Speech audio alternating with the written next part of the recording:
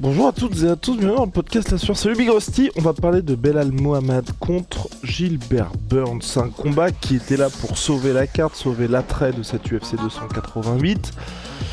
Finalement, ça n'a pas été à la hauteur, on va vous expliquer pourquoi. Et ce qui est important, c'est que le vainqueur allait avoir son title shot prochain pour le titre welterweight. On va voir ça tout de suite, Big Rusty, générique. Soit.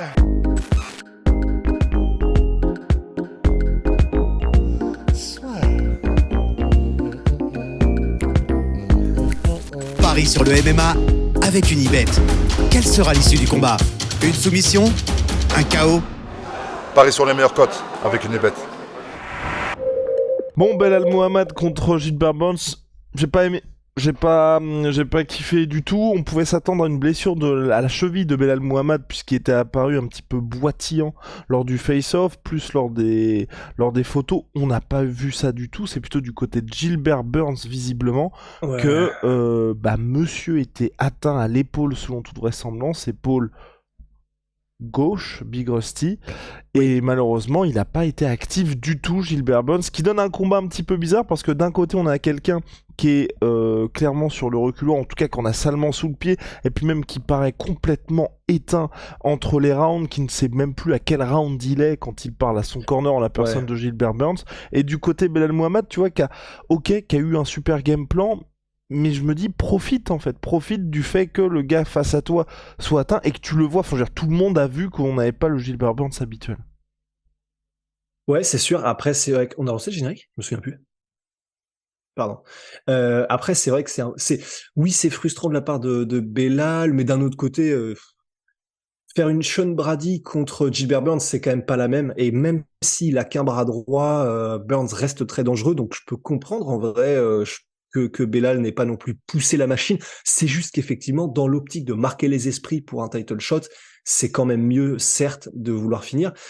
Après, c'est vrai que c'était vraiment bizarre, Gilbert Burns, parce que effectivement, son bras gauche, visiblement, avait un problème, mais je sais pas quand est-ce qu'est arrivée la blessure. Du coup, j'imagine qu'elle est arrivée après qu'il ait remué ciel et terre pour avoir le combat, parce que lui, il était vraiment très très chaud et il poussait vraiment pour que ce combat se fasse. Donc ça rend le truc encore plus cruel si jamais c'est une blessure qu'il a subie entre ce moment-là et le moment où il y a eu le combat. Parce qu'on a eu 5 rounds de redite, en fait. Enfin, moi, il y a eu malheureusement le premier round où j'étais pas là complètement. Mais il y a eu... Enfin, ça m'a semblé un peu du bis repetita à chaque round, effectivement. Le game plan de Belal Muhammad était vraiment bon, cela dit, c'est-à-dire, avec Clément Marcoux, on était vraiment en mode, si ça se passe debout et que donc il y a une Covington Usman, c'est vraiment devenu le combat de référence, mais parce que c'est vraiment ça, c'est-à-dire deux gros lutteurs, ou alors qui sont bons au sol, et qui décident de rester debout parce que, ils ont pas envie de gâcher trop d'énergie et ou de tenter de se retrouver au sol contre l'autre qui est quand même très chaud, etc. Donc, 0 takedown tenté selon l'UFC Stats. Ils sont restés debout constamment. Et on savait que Belal Muhammad est très très fort sur tout ce qui est cardio, sur tout ce qui est effort dans la durée. Et là, non seulement c'est ce qui s'est passé, il a avancé, il a envoyé du volume, et en plus de ça, il avait un game plan. Alors pour le coup, il avait peut-être un truc à la cheville sur les jours précédents, mais il a kické, mon pote, comme un bûcheron, quoi. Et tout le combat et au corps surtout, au corps, un petit peu à la tête pour garder quand même en état d'alerte et ouvrir les côtes quand il fallait, donc c'était vraiment très intelligent de la part de Belal, et en plus, ça creuse donc le cardio encore plus rapidement du vis-à-vis, et Gilbert Burns, c'est un peu ce dont on avait peur justement dans les analyses pré-combat, c'est que sur un combat qui dure, comme il est un peu plus dans l'explosivité quand même, que ça pose problème contre un mec qui était donc très très fort en volume. Et en fait, oui, c'est ce qui s'est passé, mais comme tu dis, il y a un peu de frustration parce que oui, c'est ce qui s'est passé, mais on a surtout l'impression de ne pas avoir vu Gilbert plutôt que d'avoir vu Belal. Exactement, Big Rusty. Et moi, ça me... Il adore sa punchline. Ouais. mais non, en vrai, moi, c'est ça qui m'embête. Parce que tu vois, tu dis, contre Sean Brady, il y a ce moment-là, il est poussé aussi par Khabib dans ce combat-là. À un moment, quand il doit accélérer, il accélère. Et là, il y a plein de moments où je pense qu'il aurait pu accélérer. Et ça qui, moi, m'embête, même d'ailleurs, enfin... Le public ne s'y est pas trompé, je veux dire. Pendant le combat, les gars étaient hués. À la fin du combat, les mecs étaient hués parce que on reste vraiment sur notre fin. Après un combat, tu Ouais. vois, avec autant d'attentes, Gilbert Burns, de temps en temps, il montrait qu'il était un peu en vie, mais enfin, c'était juste pas possible pour lui physiquement de faire quoi que ce soit. Bon, pour Belal, c'est vraiment l'occasion d'en profiter. Pareil, là, il y a pas eu la conférence de presse de Dana White, mais dans une catégorie comme ça, où t'as quand même quelques noms où il peut y avoir un petit peu de mouvement, est-ce que tu vas attendre après le Covington contre Leon Edwards? Tu vas donc vraisemblablement aller, c'est dans peut-être 8 mois, 1 an que Belal aura le title shot. Est-ce qu'après une Ouais. performance comme ça, tu lui laisses le truc tranquille? Je ne pense pas, tu vois. Et c'est ça qui est terrible, c'est bon, je vais pas dire que je crois, tu sais, au truc de destin de quand tu dis un truc sur ton adversaire, genre en regardant plus loin que ton adversaire, ça porte la poisse, etc. Ça arrive souvent, mais bon, de là dire que c'est un théorème. Mais là, tu sais, juste avant le combat, Belal il était en mode, de toute façon, vu comme ça s'est fait, enfin pas on sauve la carte, mais on arrive au dernier moment, on est chaud tous les deux pour un 5 rounds. Je pense pas qu'il puisse vraiment y avoir de perdant dans ce combat. J'ai vu ça, je me suis dit, ouf, si on en croit tu sais, la fameuse destinée, la fameuse, je sais plus comment on appelle ça, mais tu dis un truc, il se passe l'inverse, là. Bah, en fait, c'est un peu ça, c'est bizarrement, pile à ce moment-là, je pense que c'est vraiment le combat où il y a deux perdants. Dans le sens, c'est quand même une belle perf de la part de Belal, mais ça ne marque pas vraiment les esprits. C'est pas ça qui va mettre les fans en ordre de marche pour réclamer un title shot pour Belal. Et dans un combat comme ça, en fait, ce qui est très frustrant, c'est qu'il n'y a pas vraiment de progression du premier au dernier round. C'est simplement une progression physique. Et encore, c'est pas comme si les deux ont fini sur les rotules. Donc, on a 5 rounds de la même chose, sans vraiment qu'il y ait de tentative de la part de celui qui a l'ascendant d'avancer, de terminer, de clore le truc.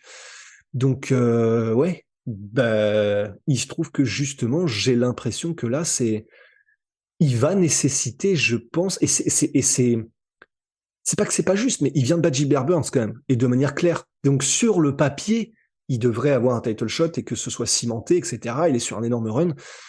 Mais là, vu comme ça s'est fait, vu la physionomie, bah, je pense qu'il va nécessiter un nouveau combat, en fait. Hein. Mais évidemment, évidemment. Non mais et puis je vois pas dans quel monde on se trompe peut-être. N'hésitez pas à ressortir ce podcast-là s'il y a officialisation Ouais. plus tard, mais je vois pas dans quel monde l'UFC bookerait un Belal Muhammad Leon Edwards 2 en main event d'un pay-per-view. Sauf si à Ouais, Londres, vraiment que sauf tout si le c'est à monde se Londres, blesse là. voilà, sauf si tout le monde se blesse et sauf si c'est à Londres, tu vois. Mais là, clairement, il y a Ouais. zéro traction. Et puis voilà, le seul truc qui est rassurant et effectivement, moi, ça m'impressionne vraiment, vraiment de la part de Belal Muhammad et encore plus quand c'est en short notice comme ça, c'est que le mec vient tout le temps avec des game plans aux petits oignons, arrive à les Bah oui. appliquer du début à la fin et ça. Ouais. C'est vraiment C'est agréable de impressionnant. voir des combattants comme ça. C'est peut-être pas le plus spectaculaire, ok, ça à la manière de ce qu'a fait par exemple Charles Jourdain contre Conor Gracie, mais c'est moi je souligne toujours ça et c'est peut-être encore plus impressionnant pour Charles Jourdain parce que quand vous passez d'un mec un petit peu fou qui va faire les combats pour le public à un gars qui fait les Ouais. combats pour les gagner, c'est plus impressionnant. C'est pas spectaculaire, mais c'est impressionnant. Belal Mohamed, il a toujours été comme ça, mais aujourd'hui vous voyez que ça paye et franchement à chaque fois c'est contre des gars qui, que ce soit Sean Brady ou Gilbert Burns, sur le papier, ils partent pas forcément extraordinaire favori, donc franchement chapeau là-dessus. Après voilà, ça fait partie de ces moments où on aurait aimé qu'il y ait la manière en plus. On va voir ce qui se passe pour la suite pour eux. Pour Gilbert Burns, bon bah repos bien mérité parce qu'il y a déjà 3 combats cette année. Là en moins d'un mois ou pile un mois, il a fait ses 2 combats, donc contre Masvidal, puis contre Burns là, je pense que ça va lui faire du bien de se reposer. Et l'avantage pour Gilbert Burns, c'est j'ai presque envie de dire, à la manière de ce qui s'est passé contre Ramzat, sur le papier c'est une défaite, mais je peux dire pour moi il a pas perdu, mais quand vous êtes handicapé à ce point et que vous êtes Gilbert Burns, c'est compliqué de pouvoir... Non mais, c'est-à-dire... Faut pas les lier ensemble, les deux phrases, quoi. Oui, non, non, non, non, oui, non, non, par la blessure, Vous êtes handicapé à ce point parce que vous êtes Gilbert Burns. handicapé par la blessure, bien évidemment. Voilà, attention, par la blessure. Donc quand vous êtes handicapé par la blessure et que vous perdez face au numéro 4 mondial, il y a rien de honteux et je ne m'inquiète pas du tout pour lui, tu vois. Ouais. Ouais, ouais. Non, moi non plus, mais c'est juste que ça lui a bien niqué son élan, quoi. Ça, c'est sûr. Ouais. Là, il arrivait avec battu Masvidal, il avait il avait vraiment fait le taf contre Masvidal et il n'avait pas nécessairement à prendre ce combat. Peut-être que quand il l'a pris, il était en pleine forme dans son prime et tout, mais en tout cas, bah là, ça lui explose quand même pas mal son élan Fin de et carrière, du tu coup, on se penses? dit dommage. Ouais, c'est clair, il aurait dû rendre ses gants, putain. Non, mais ouais, c'est simplement qu'il prend un petit recul, quoi, un petit raffut. Ouais, toujours dans le mix. Après, je sais pas si on en avait parlé ou si t'en avais parlé avec Clément avant le combat, mais après, pour moi, ça fait partie de ces combats là, le Gilbert Burns Ben Al-Muhammad, où pour moi les mecs étaient obligés de s'affronter parce qu'ils sont extrêmement forts, mais personne veut les regarder parce qu'ils n'intéressent personne et sont Gilbert Burns un peu plus quand un même. peu plus, mais voilà. Ils servent plus. C'est pas une superstar. C'est oui. ça, c'est plus des gars qui vont mettre en avant d'autres mecs, ou en tout cas quand on les met en place, c'est plus avec la volonté de potentiellement faire pousser un autre gars. Genre Belal à la base devait affronter Shavkat Rakhmonov. C'est pour vous dire un peu l'état d'esprit dans lequel l'UFC, je pense que les fans sont aussi. Et pour pas que les gens nous sautent à la gorge, la raison pour laquelle tu dis ça, parce que c'est un favori des fans, Gilbert Burns, et on le kiffe, mais pour l'UFC, c'est pas forcément le plus intéressant. Il est forcément un peu moins intéressant qu'un Colby Covington, il est forcément un peu moins intéressant en termes de ce qu'ils peuvent en faire, en fait, qu'un Leon Edwards, en termes de marketing, qu'un Ousmane, etc. Enfin, qu'un Ousmane. Ousmane était champion, donc voilà, c'est un peu différent, même si c'était pas le mec le plus divertissant en termes de les à côté, etc. C'est un champion qui faisait salement le taf. Gilbert Burns, s'il avait eu une destinée à la Ousmane, il aurait pu devenir un équivalent de Ousmane, parce qu'en plus, il est extrêmement sympathique. Mais là, comme il n'a pas été champion, bah c'est vrai que c'est pas forcément sur lui que mise l'UFC, j'aurais tendance à le dire. Tu me dis si je me trompe, mais je crois que c'est comme ça que tu voulais le dire. C'est comme ça que je voulais le dire, Vigosti. Et puis ce qui est important aussi de dire, hein, ce sera le mot de la fin, c'est que tout évolue au fil d'une carrière. Quand je dis que tout évolue au fil d'une carrière, il suffit d'une performance, d'un changement d'attitude pour que ce soit l'UFC ou les fans soient de votre côté. Kamaru Usman, quand il est en mode je suis à 30%, Dana White l'explose. Et ça n'avait plus à personne, ça. Et même nous, enfin, je veux dire, il y a eu vraiment un avant-après Ousmane. Ensuite, il voit que c'est compliqué pour lui, un peu à ce qui s'est passé pour Gilbert Burns, où tu vois que le title shot et c'est un peu compliqué pour l'avoir. Bah, qu'est-ce que tu te dis? Tu te dis, je vais enchaîner tous les gars. Et Ousmane, c'est ce qu'il a fait en prenant coup sur coup. C'était Demian Maia Hardier, puis ensuite il fait la super performance contre Tyrone Woodley.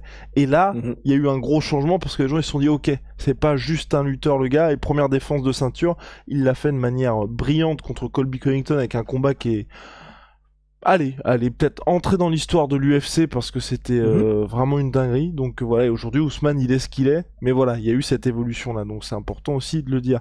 Big Rusty, on a terminé? Ouais. Allez, bonne journée, shout out à ma sweet pea, ma sweet pea, moins 30% sur tout mes protéines avec le code la sœur, see ya.